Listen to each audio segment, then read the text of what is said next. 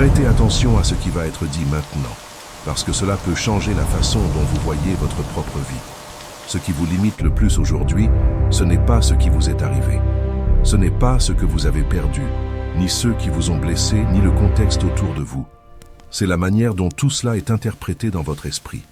Il existe un dialogue constant qui se déroule en vous, une voix qui vous accompagne en permanence, depuis le moment où vous vous réveillez jusqu'à celui où vous essayez de vous reposer. Elle commente, questionne, anticipe, se souvient. Parfois elle vous protège, et d'autres fois, elle vous freine. Maintenant, réfléchissez calmement. Combien de décisions avez-vous déjà évité de prendre parce que votre esprit vous a convaincu que ce n'était pas encore le moment? Combien de situations avez-vous revécues en restant éveillé jusqu'au beau milieu de la nuit à y penser, alors même que vous ne pouviez plus rien changer à ce qui s'est passé? Cela ne se produit pas par faiblesse, cela se produit parce que cette voix n'a jamais été entraînée. Quand l'esprit n'est pas entraîné, il réagit, amplifie les problèmes, crée des scénarios, vous ramène vers le passé ou vers la peur du futur. Mais cela peut être corrigé, et ce n'est pas une idée nouvelle. C'est un principe qui a déjà été testé dans des situations bien plus difficiles que celles que vous affrontez aujourd'hui. Marc Aurèle, l'un des hommes les plus puissants de son époque, a vécu sous une pression constante, confronté à des guerres, des pertes et des décisions difficiles chaque jour, et pourtant, il est resté stable. Non pas parce que le monde autour de lui était contrôlable, mais parce qu'il a compris quelque chose d'essentiel. La manière dont vous dirigez votre propre esprit définit la manière dont vous affrontez la vie. Dans ses écrits personnels, il ne cherchait pas à enseigner aux autres. Il se rappelait chaque jour comment penser avec clarté, comment ne pas se laisser emporter par l'impulsion, comment maintenir le contrôle intérieur même lorsque tout autour était instable.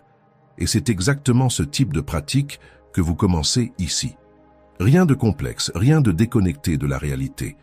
Si vous changez la manière dont vous vous parlez, même pendant quelques jours, quelque chose commence à se réorganiser. Les réactions changent, les décisions deviennent plus conscientes, et la manière dont vous faites face aux problèmes change également. Mais cela ne se produit que lorsque cela cesse d'être quelque chose que vous écoutez simplement pour devenir quelque chose que vous appliquez réellement. Alors faites ceci. Si cette idée a du sens pour vous, écrivez « Je prends le contrôle de mon esprit ».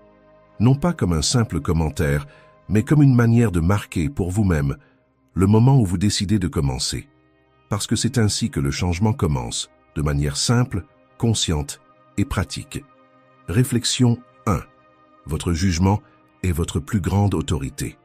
Imaginez un instant que vous êtes dans la rue et qu'en prenant votre téléphone pour résoudre quelque chose d'important, vous remarquez que la batterie est sur le point de se décharger.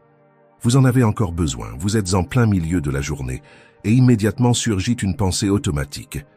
Maintenant, tout va se compliquer, quelle malchance. Vos épaules se tendent, votre respiration change, et votre humeur commence à s'alourdir. Ce n'est pas la batterie qui a changé votre état, c'est le sens que vous avez attribué à ce moment. Maintenant, imaginez une autre personne, dans la même situation, avec le téléphone sur le point de s'éteindre. Elle perçoit le problème, mais pense « D'accord, je vais m'adapter avec ce que j'ai maintenant, et je réglerai ça plus tard. » Elle continue sa journée avec légèreté, en ajustant ce qui est nécessaire, sans transformer cela en un drame intérieur. Quelle est la différence? L'événement est identique. Un téléphone sans batterie, la réalité physique est la même pour les deux. Mais l'expérience intérieure est complètement différente. Et cette différence naît en un seul point, le jugement. C'est l'étiquette que vous donnez à ce qui se passe. C'est la leçon fondamentale que vous devez graver dans votre mémoire. Pendant ces 4 jours, ce ne sont pas les choses qui vous dérangent, mais votre opinion à leur sujet. Votre esprit est une machine à étiqueter. Il ne cesse d'attribuer du sens. Vous classez constamment tout ce que vous voyez comme bon ou mauvais, juste ou injuste, plaisir ou douleur. Et c'est à cet instant, au moment précis où vous étiquetez, que la souffrance commence à se construire. Lorsque vous vous dites « ma journée est ruinée », votre corps réagit comme si c'était réellement le cas. Vous libérez du cortisol, votre rythme cardiaque s'accélère, vous entrez en état d'alerte. Mais observez avec honnêteté. Le danger n'est pas dans l'événement, il est dans l'interprétation que vous avez créée à son sujet. La douleur existe, elle fait partie de la vie.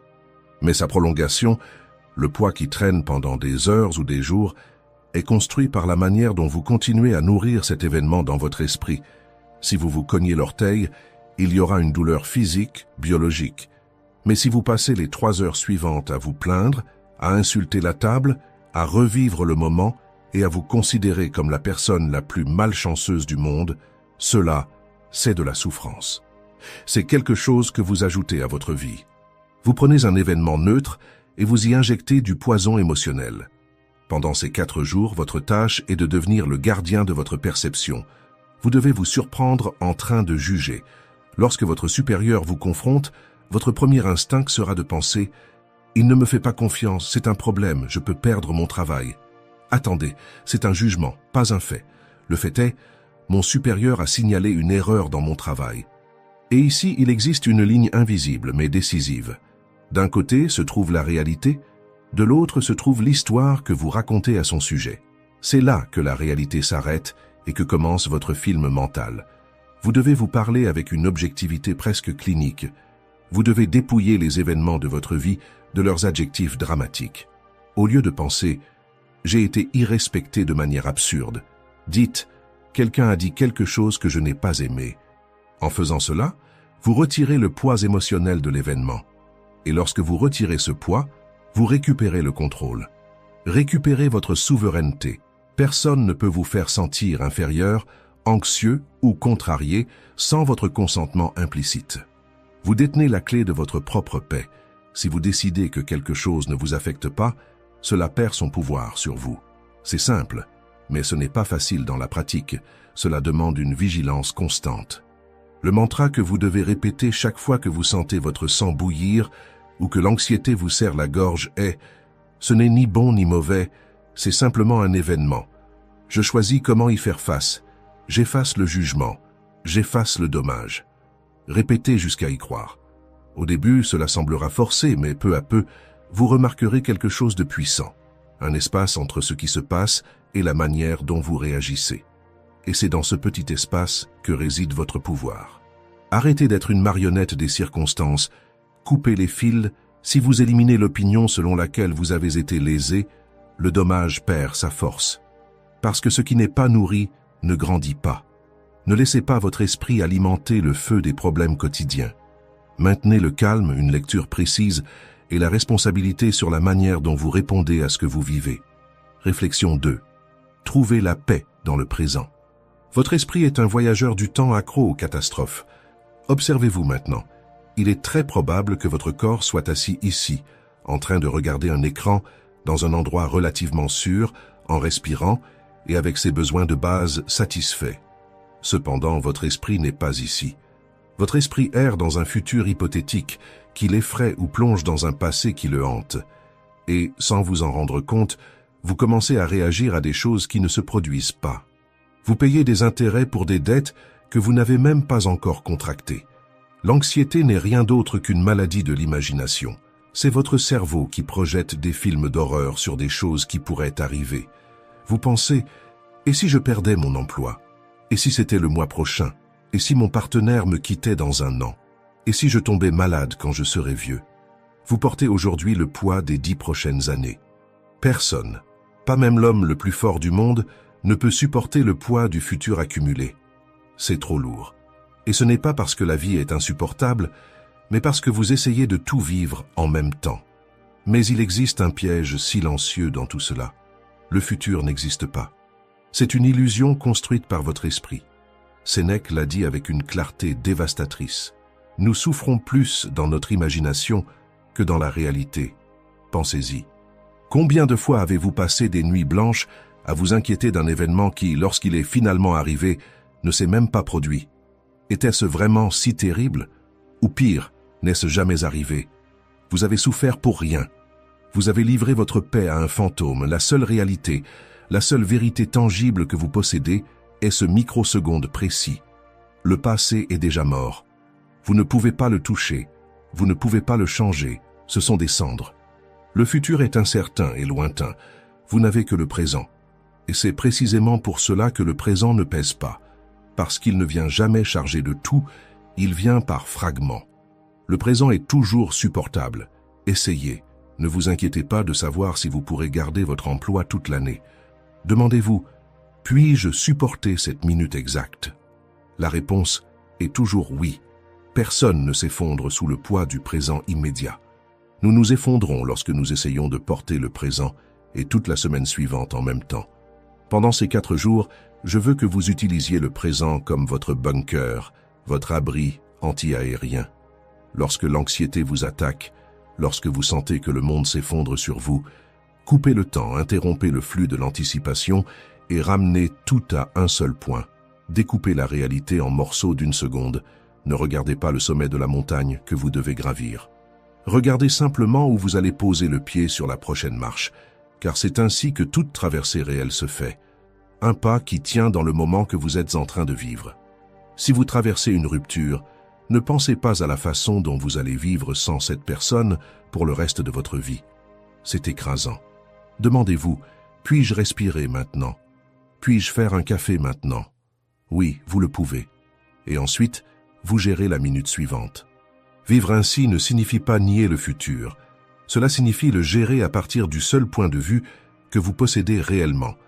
Le présent, car le futur n'est jamais affronté d'un seul coup. Il arrive toujours déguisé en maintenant. La position de pouvoir que vous occupez est celle-ci. Votre dialogue intérieur doit changer radicalement. Arrêtez d'utiliser le « et si cela arrive » et « si ceci arrive ». Commencez à utiliser le « maintenant ». Chaque fois que votre esprit dérive vers le futur et vous apporte de la peur, ramenez-le avec fermeté et douceur à la fois.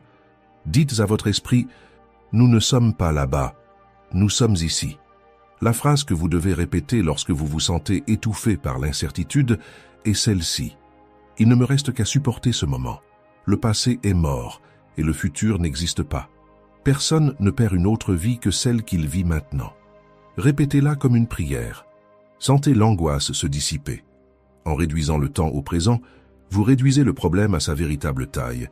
Les problèmes deviennent gérables. L'anxiété, qui semblait auparavant un monstre immense, se transforme en petites tâches simples. Concentrez-vous sur la tâche en cours comme si c'était la seule chose qui existait dans l'univers. Faites-la avec excellence, faites-la avec calme. Si vous apprenez à vivre en compartiment d'une journée ou même d'une heure, vous devenez résistant. Vous devenez indestructible, parce que le seul endroit où la vie peut vous atteindre est ici et maintenant. Et ici, vous êtes aux commandes. Réflexion 3. Devenez immunisé à l'opinion des autres. C'est l'un des paradoxes les plus ridicules et tragiques de la condition humaine. Nous nous soucions profondément de qui nous sommes, et pourtant, nous valorisons davantage l'opinion des autres que la nôtre. Nous vivons dans une prison construite avec les briques de ce que les autres vont dire.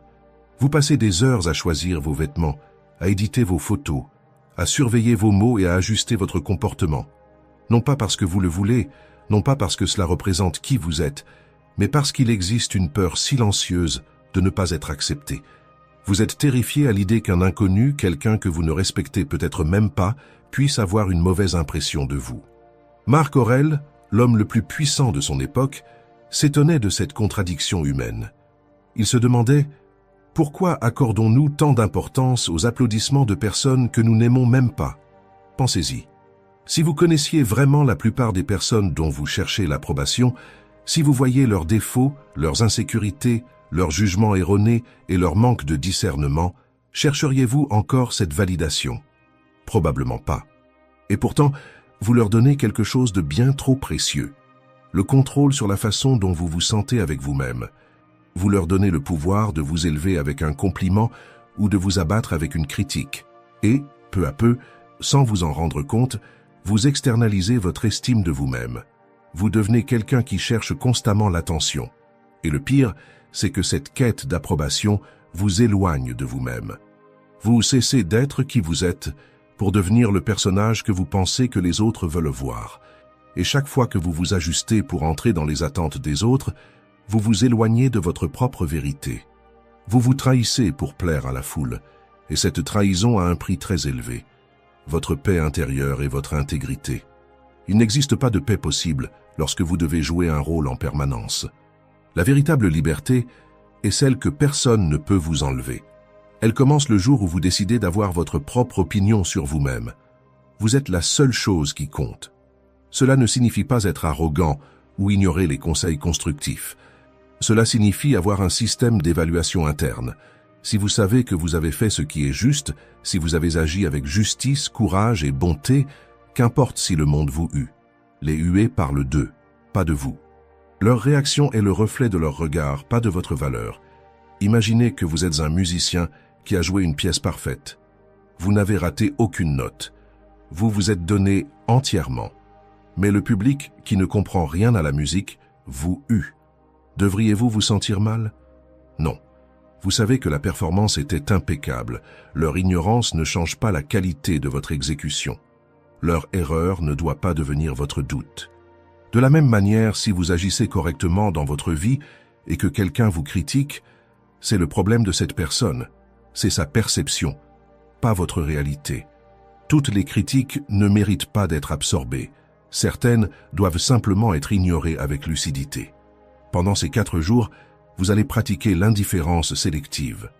Lorsque quelqu'un vous critique, lorsque vous ressentez une pression sociale, lorsque vous avez peur de vous exposer ou d'être différent, arrêtez-vous. Rappelez-vous que les gens pensent beaucoup moins à vous que vous ne l'imaginez. Chacun est occupé à penser à lui-même, préoccupé par son image et par ce que les autres vont dire. Vous n'êtes pas le centre de leur attention et cela, loin d'être un problème, est votre liberté. Vous êtes libre parce que vous êtes invisible pour la plupart, mais même s'ils vous observent, même s'ils vous jugent, votre posture doit rester intacte. Vous devez développer une carapace solide. Ne laissez pas votre humeur osciller en fonction du climat social. Si l'on vous félicite, ne vous y perdez pas. Si l'on vous critique, ne vous déstabilisez pas, parce que dès que vous dépendez de la réaction des autres, vous perdez le contrôle de vous-même. Lorsque vous ressentez cette peur sociale, ce besoin de vous conformer ou de taire votre vérité pour ne pas déranger, répétez-vous avec conviction. Je n'échangerai pas ma vérité contre l'approbation de qui que ce soit. Ma conscience est mon seul juge et mon seul témoin. Si je suis en paix avec moi-même, le monde peut penser ce qu'il veut. Et cette décision, lorsqu'elle est maintenue, devient une force. Vous cessez d'être un acteur en quête d'applaudissements et vous devenez responsable de votre propre direction. Soyez le réalisateur de votre propre vie. L'opinion des autres est du bruit. Votre conscience est le signal. Suivez toujours ce signal et soyez fidèle à vous-même. Vous devez vous choisir avant toute autre personne. À la fin de la journée, lorsque vous poserez la tête sur l'oreiller, vous serez seul avec vous-même. Assurez-vous d'aimer la personne avec qui vous dormez. Réflexion 4.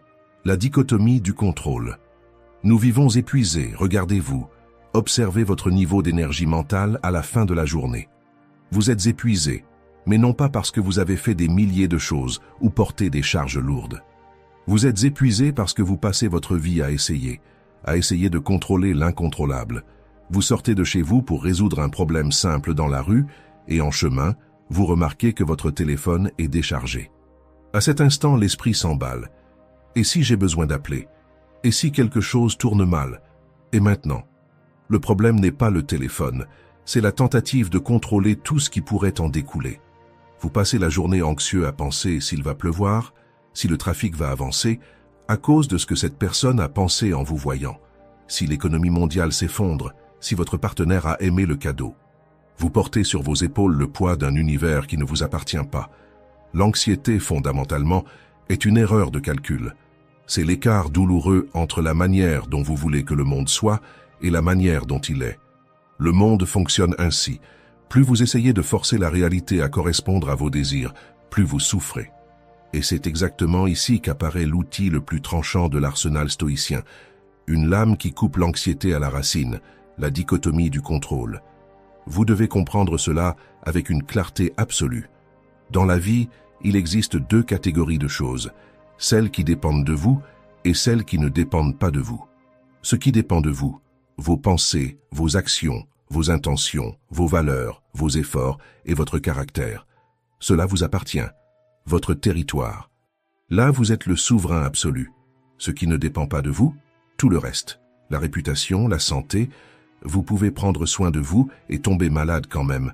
La richesse, le climat, le trafic et surtout les actions et les pensées des autres. Le problème, c'est que vous avez investi votre bonheur dans cette seconde catégorie.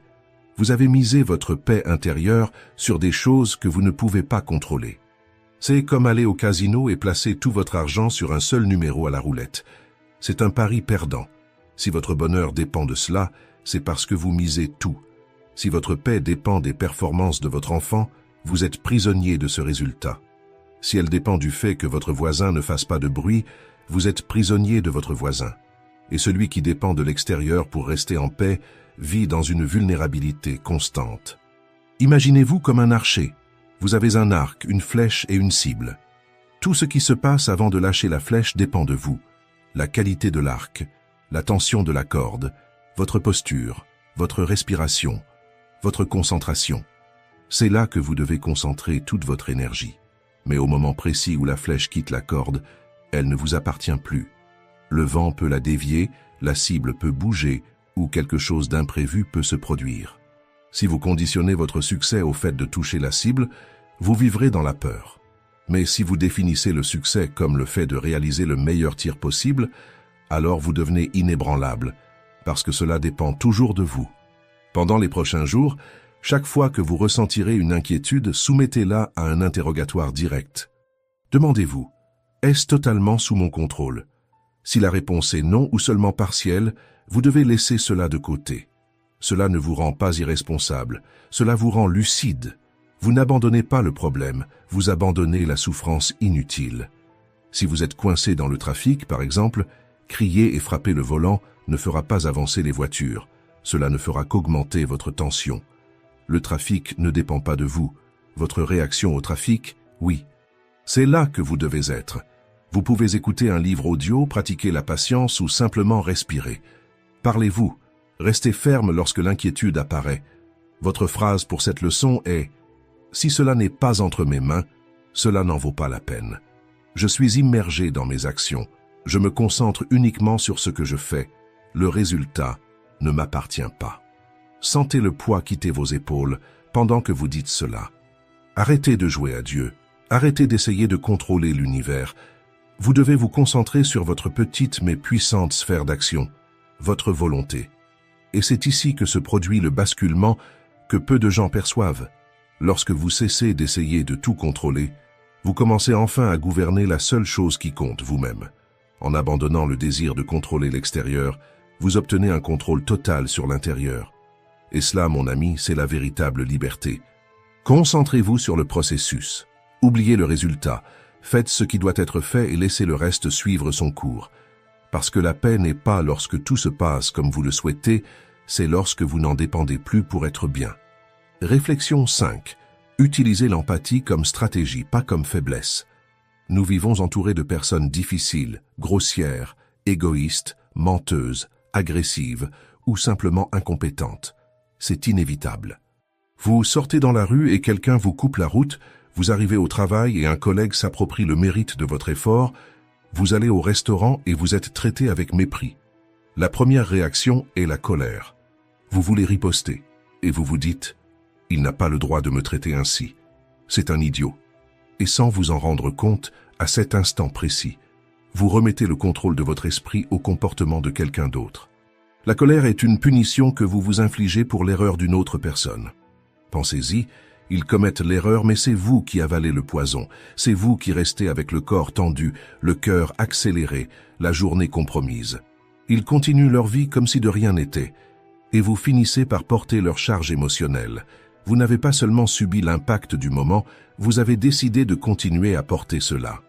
Est-ce que cela a du sens? Le stoïcisme propose un outil fascinant pour cela. L'empathie stratégique.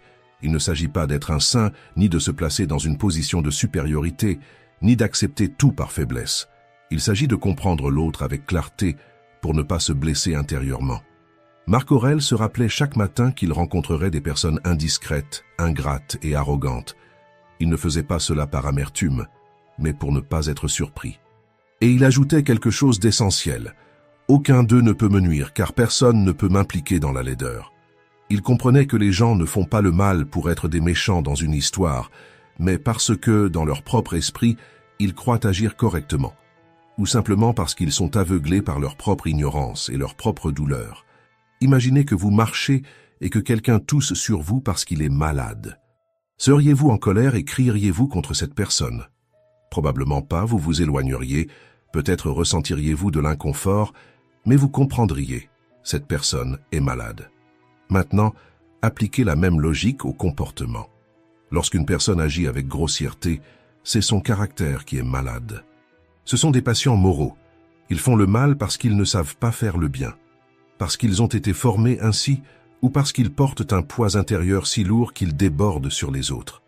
Les voir comme des personnes malades ou ignorantes, plutôt que comme des ennemis, change complètement la donne parce que vous cessez de réagir à l'attaque et vous commencez à voir son origine. Lorsqu'on vous insulte, ne pensez pas « on m'attaque ».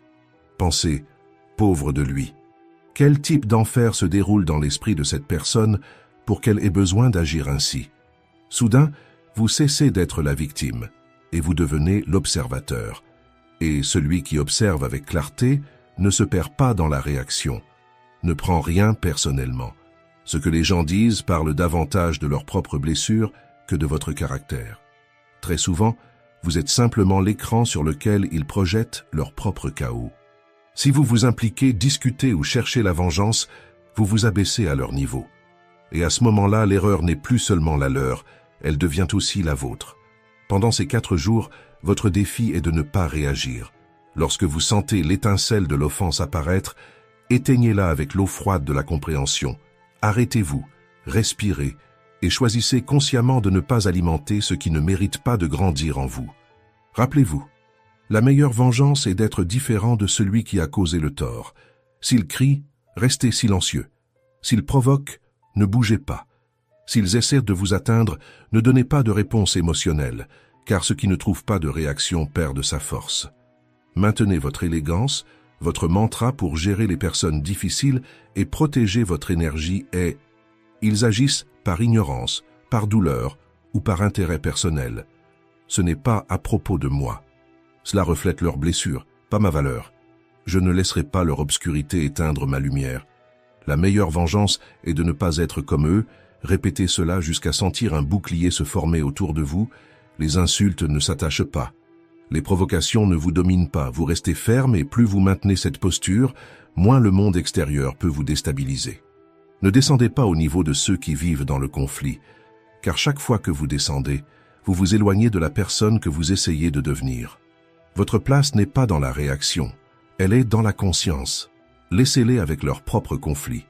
Vous avez des choses plus grandes à construire que de vous perdre dans de petites offenses. Réflexion 6. La vérité radicale qui change votre vie. Regardez-vous dans le miroir. Non, je ne parle pas de ce regard rapide que vous jetez à vous-même avant de sortir de chez vous pour voir si vos cheveux sont en place, mais d'un type de regard que la plupart des gens évitent, celui qui ne cherche pas l'apparence, mais la confrontation. Regardez bien dans vos yeux et demandez-vous « Qui suis-je en train de tromper ?»